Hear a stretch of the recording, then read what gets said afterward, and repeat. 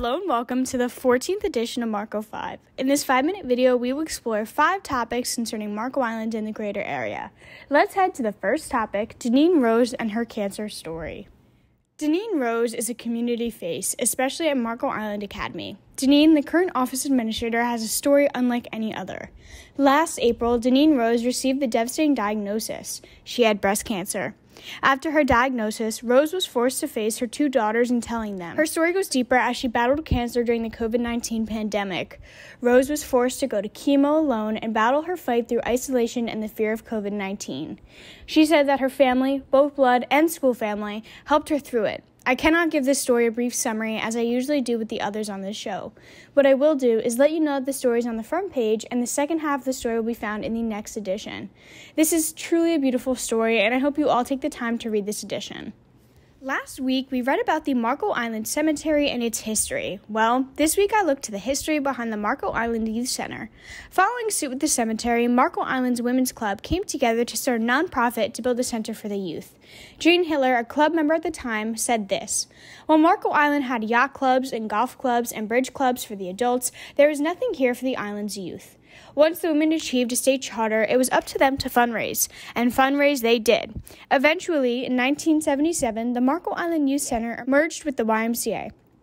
Jean Hiller called it a marriage between the two, where they both offered skill sets the others lacked. Jean Hiller sadly passed away in 2006 at age 91. Although she passed, her accomplishments certainly did not.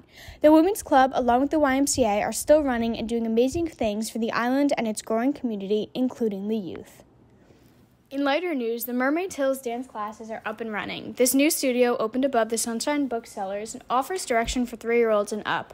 This studio offers everything from ballet to hip-hop, cheer dance, and even Mommy and Me classes. The new owner, Kristen Krasenko, recently moved with her family from Broward County.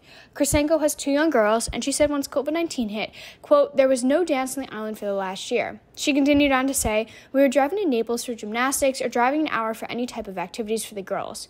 With rush hour, it was just crazy." This was a shared experience amongst mothers across the island. Krasenko, an entrepreneur by heart, said, "I was like, you know what? I can do this. I don't know much about dance, but I do know how to run a business." And so she did, and that led to the creation of Mermaidtails Dance Studio. There has been overwhelming success with the opening of the studio. 91 girls have enrolled so far, and the studio even involves high school students. The dancers will be a part of the tree lighting, and there is a planned spring recital. The dance studio hopes to soon add adult classes as well. If you'd like to visit, the studio is located at 683 South Collier Boulevard in Suites A and B above the Sunshine Booksellers. For more information, you can visit mermaidtailsdance.com or call 239-399-0551. For our weekly dose of nature, I look to Maria Lamb's News from the Beach. This update first covers the hurt animals on the beach and how to help them. She advises contacting Conservancy's Von Arks Wildlife Clinic, or you can use one of the collapsible laundry baskets for bird rescue at both Residence Beach and Tigertail Beach. The update covers police reports and even the most common trash that endangers the wildlife on the beach. This update gives you the numbers and stats to better understand the current situation. You can read more about the story and see the numbers for yourself on pages B6 and B7. The Marco Island Center for the Arts is hosting a new exhibit, Abstraction and Expressionism. This exhibit hosts 4 artists and their work. These artists include Nancy Norman, Cheryl Costley, Danny Papanicolaou, and Gary Armstrong. To give you a sneak peek, I looked to the background of these 4 artists. Up first, Cheryl Costley's primary mediums are fabric and textiles. Gary Armstrong's artwork exhibits ideas like spirituality and microcosmic and macrocosmic, which goes along with this ultra-cool fact: Gary Armstrong is the only artist to ever have his work on the moon in the Apollo 16 mission. Nancy Norman's focus is on clay and ceramics, and Danny Papanicolaou uses bright colors to explore and express the human psyche. You can come and visit these exhibits and have a full night of beauty and thought at the Marco Island Center for the Arts. On to my favorite part of the show, the calendar of events. Up first, on October 15th, it's Parents' Night Out. This event takes place at Mackle Park and offers parents a night off while their children are served mac and cheese and entertainment.